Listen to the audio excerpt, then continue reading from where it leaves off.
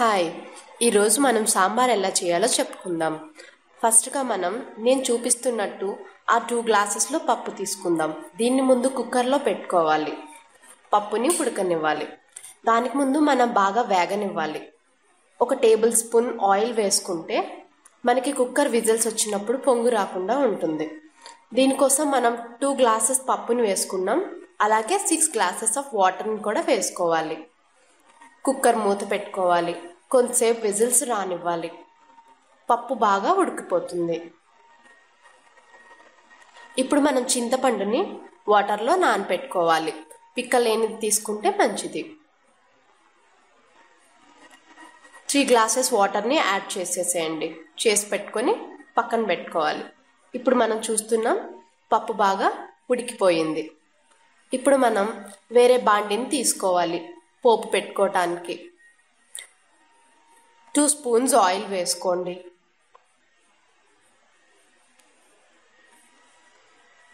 వేసుకున్నాక ఇప్పుడు అల్లం వెల్లుల్లిని కొంచెంగా దంచి పెట్టుకోవాలి. అల్లం చాలా తక్కువ తీసుకోవాలి. వెల్లుల్లి రెబ్బల్ని ఎక్కువగా తీసుకోవాలి. ఇప్పుడు బిర్యానీ ఆకుల్ని ఒక 2 వేసుకొని దాంట్లో ఒక 5-6 ఎండుమిర్చి వేసుకొని అల్లం వెల్లుల్లి ముక్కల్ని కూడా వేసుకోవాలి. దాంట్లోకి కొంచెం వేగనివ్వాలి వాటిని. తర్వాత పోపుల్ని జీరా, పప్పులు, మినప్పప్పు అలాంటివి వేసుకోవాలి. కరివేపాకుని కూడా దానిలోకి యాడ్ చేసుకోవాలి. బాగా వేగనివ్వాలి. ఇలా బ్రౌనిష్ కలర్ వచ్చే వరకు కొంచెం వేగాలి. తర్వాత మనం ఆస్ఫోటిడా పౌడర్ని వేసుకోవాలి. ఇప్పుడు ఆల్రెడీ కట్ చేసి పెట్టుకున్న ఉల్లిపాయ ముక్కలు, క్యారెట్ ముక్కలు, బెండకాయ ముక్కలు అన్నీ ఒకటి తర్వాత ఒకటిని వేగించుకోవాలి. ఉల్లిపాయ ముక్కలను ఫస్ట్ వేగాక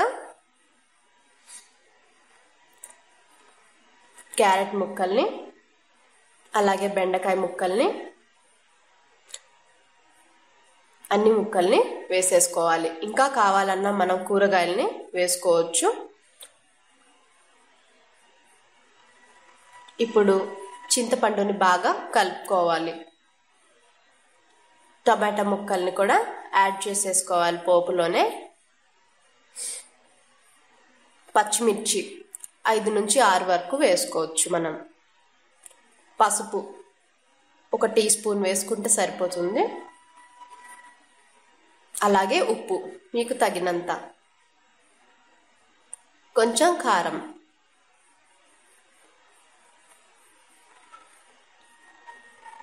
వేసుకున్నాక బాగా కలుపుకోవాలి. అవన్నిటిని బాగా మగ్గనివ్వాలి. దానికోసం మనం మూత పెట్టి కాసేపు అలానే ఉంచుకుందాం. కాసేపు అయ్యాక కొంచెం పంచదారని యాడ్ చేసుకుందాం.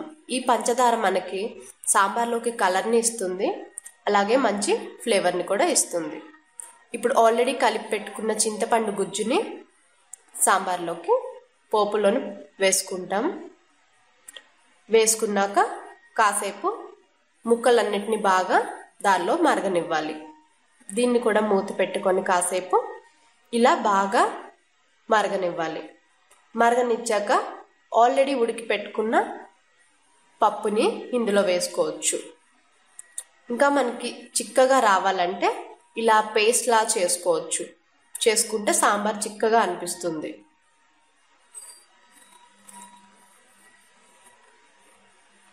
ఇప్పుడు సాంబార్ పౌడర్ని యాడ్ చేసుకోవచ్చు. 3 teaspoon sambar powder add చేసాను దీనిలోకి. ఇలా మొత్తం కలుపుకోవాలి. కలుపుకోగానే రంగు మారుతుంది. ఇలా పైన పొంగులాగా రావటం స్టార్ట్ అవుతుంది. స్టార్ట్ అయ్యాక మూత పెట్టుకోవాలి. బాగా సిమ్లో పెట్టి మరగనివ్వాలి.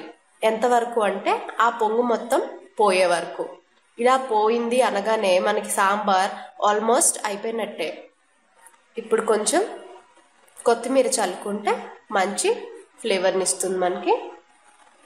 కలిపి ఒకసారి ఫైనల్గా చూసుకోవాలి, అన్నీ ఉడికిపోయాయి. ముక్కలన్నీ కూడా బాగా ఉడికిపోయి ఉన్నాయి. సాంబార్ అయిపోయినట్టే.